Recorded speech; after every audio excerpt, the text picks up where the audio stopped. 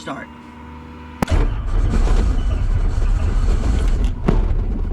Almost. I'm out of practice. I had enough gas in you.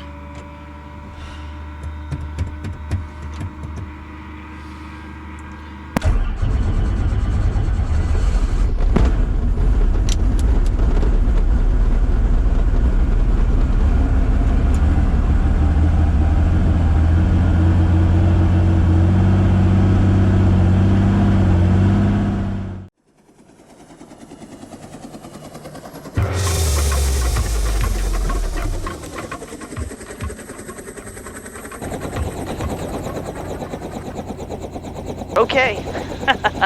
I always start all my videos with okay. Okay. So today's mission is to fly the helicopter from its off-season or its on-season cherry season landing zone, which is in Malaga, Washington, to McMinnville, Oregon. It's a flight. It's going to take about 2 hours, and I will not put all 2 hours in one video because who wants to watch me flying for 2 hours? And I know some of you will say that you do, but come on, you really don't. And we're going to fly, I'm hoping to fly direct, however I do see weather in the way, so I'll probably have to detour off to the east a little bit. And if we can go direct, it'll be a great flight because we go between Mount St. Helens and Mount Adams, and that's good. Right now I'm just waiting for my gauges to go green.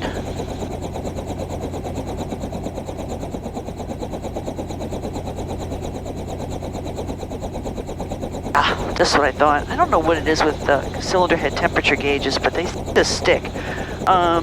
It could be because of the moisture last night, because it doesn't always do it. It just does it once in a while. Okay, so I've got my gauges are green. I'm going to bring it up to 75% RPM. That's here. And do a mag check. That's one mag. Good. You should be able to hear the difference in the engine sound. That's the other mag, which is better. All right, back to both. Twist the throttle, get a needle split, and I am good to go. Checking all the doors. My dogs are in the back seat. I brought their bed along because we're going to spend the night. Not in the helicopter, of course. And hopefully the cameras will work for the whole trip. Dare I turn around and look at the forward-facing one? I guess I probably should before I take off. Yeah, it's blinking. That's a good sign. Okay, so we are on our way. I got it up to 100% RPM, looking around for the traffic as if there's going to be any in this little hole. Start to pull on the collective, slowly lifting it. Get light on the skids, not quite yet. A little bit, okay, I'm light on the skids. Just us, full fuel. And there I am. Little pedal turn to the right. Away I go.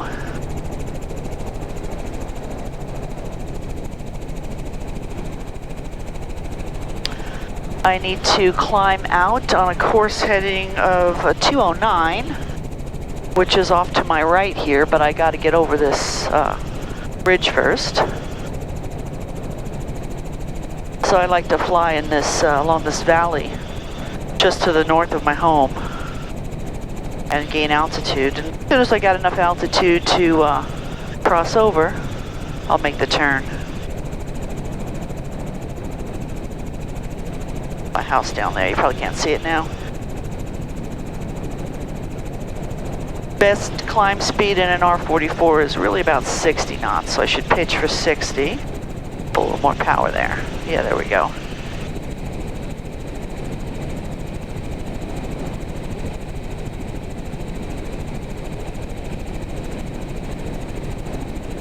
Got about 1,000 feet per minute climb rate going at 65 knots. Almost there, a little bit further.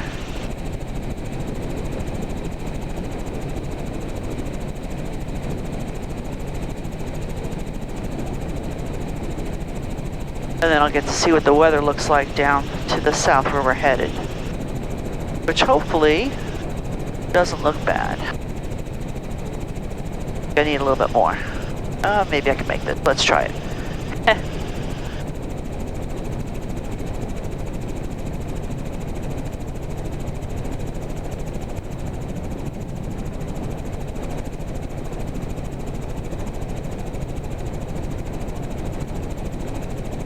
And Wenatchee area traffic, helicopter 7534 Delta is departing Malaga, headed southwest bound, just crossing over Jumpoff Ridge now.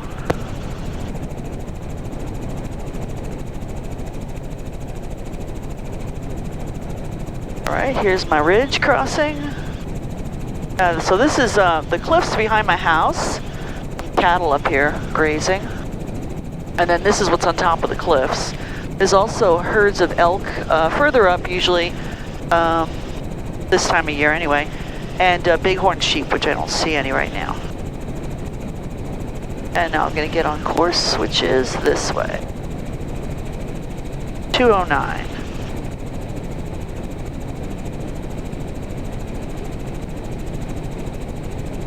And I'm going to also open my flight plan. Let's see if I can get it. There's my plan. Yes. According to this, I will arrive at 9:02. Right, that was pretty easy. And I'll go back to maps. So I have a GPS on board. This is a Garmin 420. And then I also have my ForeFlight, which I'm not allowed to use for navigation. Doesn't mean I can't look at it. Now my dogs are in the back, and I'm hoping that they just settle down and go to sleep. Close the vent a little bit.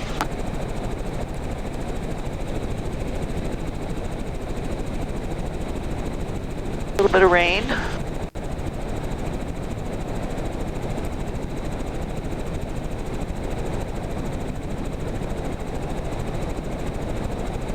This area out ahead of me is there's the Colockum Ridge off to the left. My hand is in the camera, sorry about that.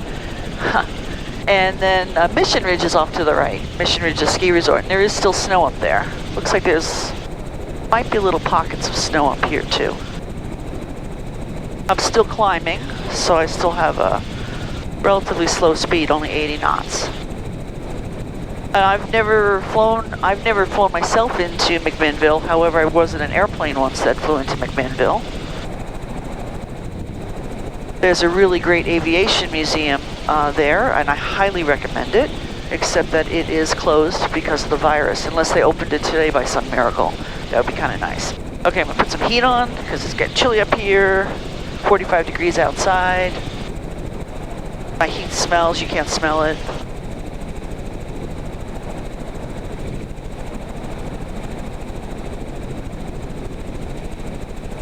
Off to my right is the Enchantment Mountains, which is the foothills of the Cascades. And they're snow-covered, they look really pretty. I could actually see them from my house, some of them, not the whole thing. And I think I could see Mount Baker. It looks like a lot of fog down in between the mountains there, so I might be seeing some of that up ahead too. We'll see.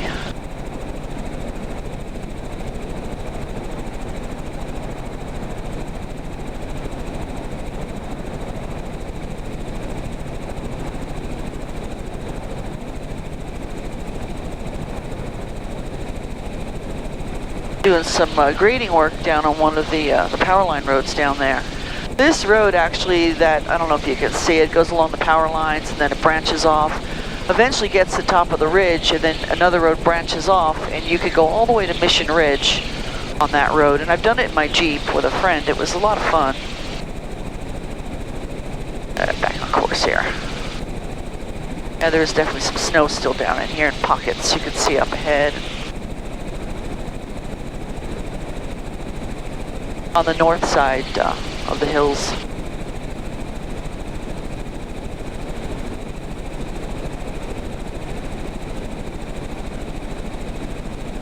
Not much to say. I mean, I'm trying to make this interesting. It's 2 hours of flying over a variety of terrain. Right now it's just forested area. You can see the slide right here. If I had Nick on board, he'd be all excited about this. I don't think we saw this together, but that's definitely a slide you can see. Not recent, there's trees growing in it. If you haven't seen my Nick Over the Rocks videos where I'm out with Nick Zentner, I highly recommend them. I also recommend the videos that Nick is doing live from his home 5 nights out of the week. He's been keeping that up for, geez, at least 3-4 weeks now. Really good videos about the geology of the Pacific Northwest. Okay, I'm just coming up to the ridge now. I think this is looking good. Oh, I can see Mount Rainier. You probably can't see it yet. It's going to be off to the right a little bit at maybe 1-2 o'clock. Ah, if you can see the top of Mount Rainier, that is a good thing.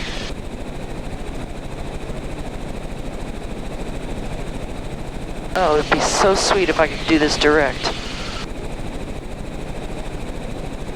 Yeah, it's all snow down in here, even on the roads.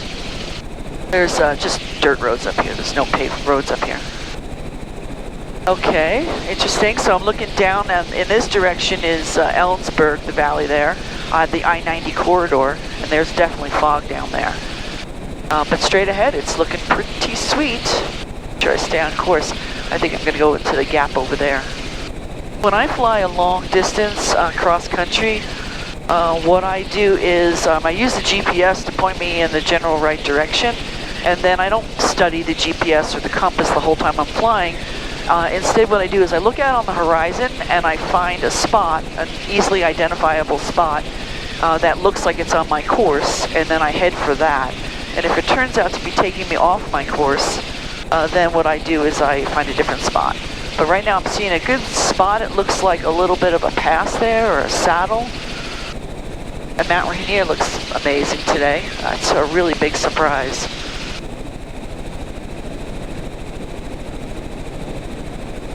Now, when I fly, I normally stay 500 to 1,000 feet off the ground. I'm considerably higher off the ground now. In fact, I'll turn on my FAA required radar altimeter, which I don't normally even bother turning on, but I figure I'd give you a number of how high off the ground I am. Takes a while to warm up.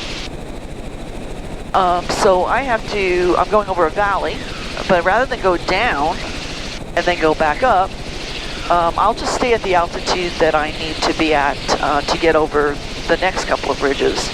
So I'll probably be coming down a little bit, but not much. I'm at 6,500 feet now. And that clutch light, I did notice that will go on, off and on during flight. If it stays on for more than a certain amount of time, I need to do something. Yeah, I don't know what you can see through the front-facing camera. Hopefully the nose cam is running good right now. But there's fog out to my left, and there's fog out to my right. It's not at my altitude. It's way, way below. It's fog. It's down by the ground.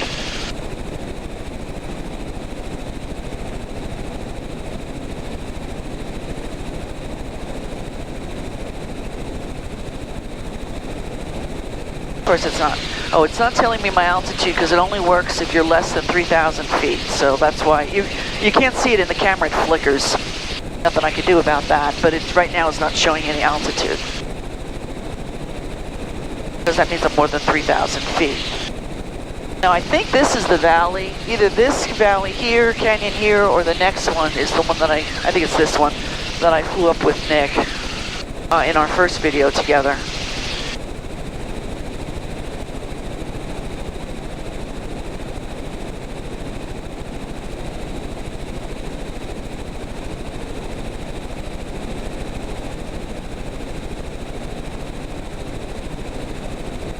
When I'm on these flights, by the way, if you know about them in advance, I tweet about them. You can follow me on Twitter.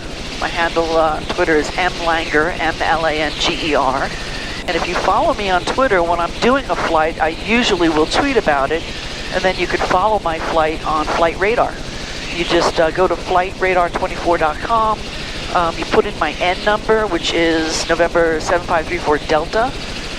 And you can you can just monitor my flight. It uses ADS-B, which is another FAA required piece of avionics equipment I have.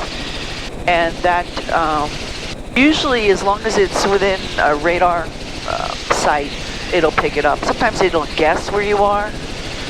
Because I'm a helicopter and I generally fly lower than airplanes, it isn't always totally accurate for me. So when it loses me and then it picks me back up again, it fills in the gaps. But it should be clocking this one for sure. I'm pretty high. Need more cabin heat.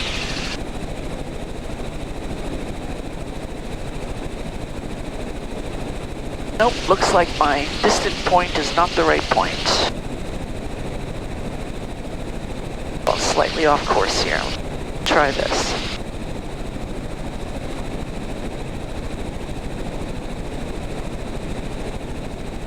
This area has a lot of wind power. This is the Ellensburg, I guess they call this the Kittitas Valley. And Ellensburg is the big town down here. It's got an airport. They do flight training and whatnot down there. There's nobody on the radio. It's the same frequency as Wenatchee.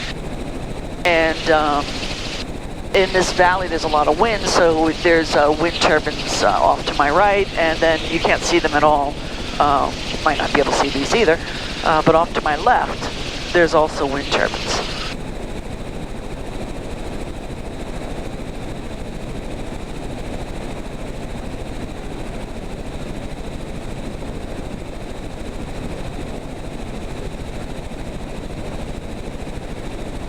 I'm just tickled that I can see Mount Rainier because it is so seldom when I make a flight in this direction or off to the other side, you know, off to Seattle, that I can actually see the tops of the mountains.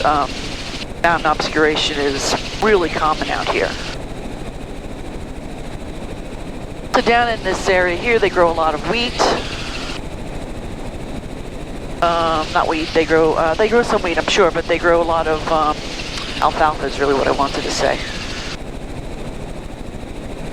We're probably about 4,000 feet off the ground right here. Airplane territory.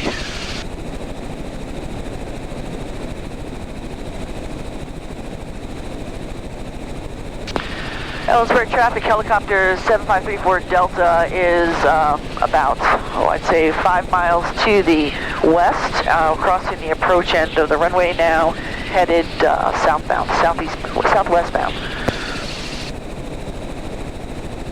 So that's a radio call. I made a radio call when I took off at Wenatchee, in the Wenatchee area. That's just basically me telling people who are flying out here that I'm out here. And if we didn't do that, if I didn't do that, some other guy didn't do that, then there's a possibility we could run into each other in the air. So if we each just make a radio call, just put it out there, and then if somebody responds, what you do then is you basically keep track of where they are and make more radio calls. Now nobody answered me, so I have to assume that nobody's listening because nobody's flying. So I probably won't make another radio call. You can see the airport off to the side there. We're past it now. This, I'm pretty sure, is the Yakima River. It comes down through this valley, and then it cuts through. There's a cut in the mountains over there, and it goes down through Yakima. There's a really neat canyon down there, and if I get an opportunity to fly down there, I will. It's a really neat flight.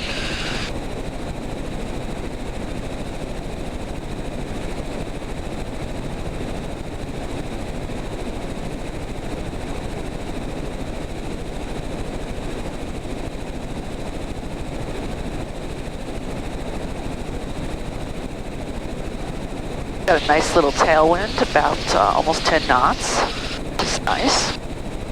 Got us there quicker. My GPS down here says that if we keep at this rate, and we are able to go direct, we'll be there in an hour and 15 minutes, which is pretty good.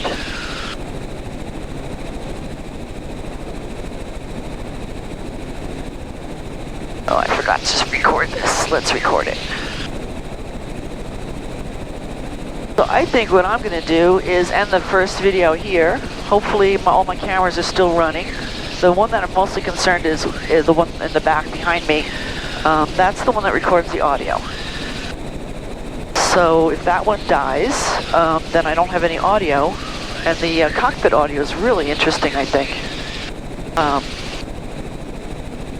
The other ones record the sound, the ambient sounds, which include the helicopters. So I'm going to stop the recording here, and I'll pick it up on the other side. Yeah, I'll pick it up in a few minutes, and this will be a series of videos, hopefully. And hopefully you'll find at least one of them interesting. And I'll try to talk about different things on every flight to keep them interesting. So I'll see you next video. Bye.